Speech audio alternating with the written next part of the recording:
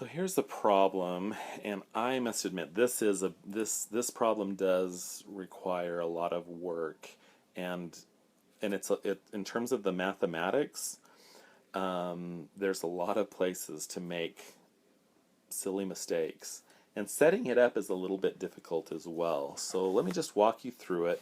I mean, basically what we have is we have a guy rowing a boat upriver and downriver.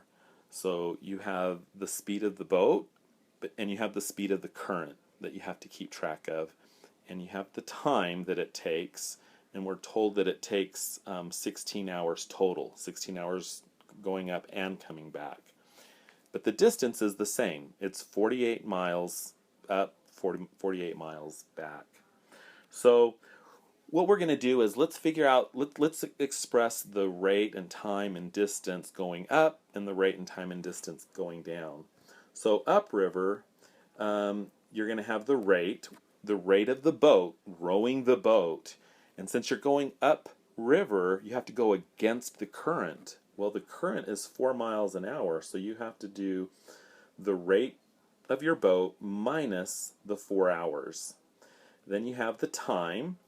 And we don't know how long it took him to row up the river, so we're just going to express that as t. And we know that the distance going upriver is 48. All right, that's upriver. Downriver, now you're rowing your boat and you're going with the current. So you got two things working for you. You got the speed of the rower and the speed of the river. They're both, you're going to add those two together. As far as the time, well, we know that it takes 16, where does it say? 16 hours. So we know that it takes 16 hours total. Well, if it took you t hours to go upriver, well, what are you going to have left? How much time are you going to have left if it takes you 16 hours total? Well, the time that you're going to have left is going to be 16 minus whatever time it took you to row up the river.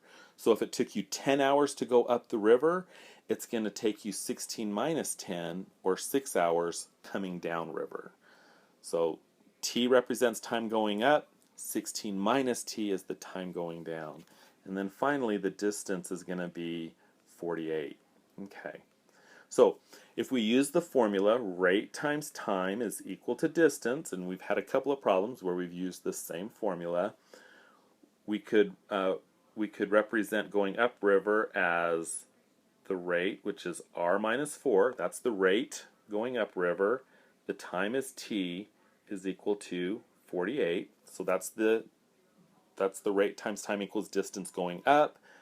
The rate going down is going to be r plus 4 times 16 minus t. That's the time going down, and that's equal to 48. Okay? All right. So now we have these two equations, and we have two variables, r and t. And what we're going to do is we're going to take that first equation and we're going to solve it for t. So t is going to equal 48 over r minus 4. And we're going to take that expression, 48 over r minus 4, and we're going to substitute it in for the other t in the other equation. Okay? We had two equations, two unknowns, so we're going to do a little substitution to get it so that we only have one equation with one unknown. So we'll end up with r plus 4 times 16 minus, and then I'm going to substitute the t with 48 over r minus 4. Okay? And that's going to equal 48. So now we have one equation, one unknown. And here's where the algebra comes in. There's going to be a lot of math and a lot of areas to make little silly mistakes. So stick with me on this. So we've got our equation. We've got this thing equal to 48. Now we're going to go through and we're going to FOIL this. We gotta do the first, outside, inside, last. We gotta multiply everything together. And if we do that, we're going to get r times 16, which is 16r.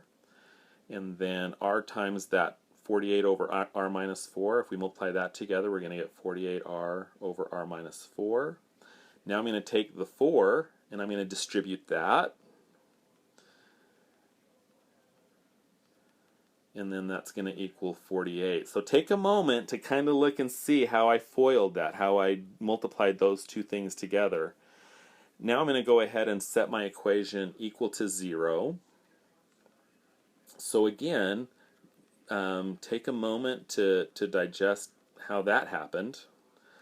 Now, if you'll notice, I have this crazy equation. It's equal to 0. I don't like fractions, so I'm going to multiply both sides of this equation by r minus 4.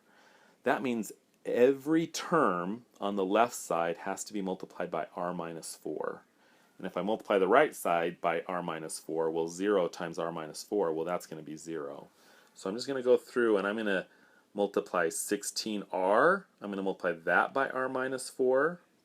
I'm going to multiply that second term by r minus 4, which means that's going to simplify out with the denominator. So all I'm going to be left with is just 48r. I'm going to take that 16 and I'm going to multiply that by r minus 4. And then finally, that 192 over r minus 4, well, I need to multiply that by r minus 4 as well. Everything needs to get multiplied by r minus 4. And those expressions are going to simplify out as well. That's going to simplify out the denominator. So I'm going to have 192 is equal to 0. Now I'm going to go through and quickly distribute. Everywhere you have parentheses, I'm going to go through and distribute out. And then I'm going to go through and combine like terms. Take your time and make sure you understand where I'm getting everything. I'm looking at 16, 96, and 256, and I'm just wondering, will 16 go into all of these? And sure enough, it does.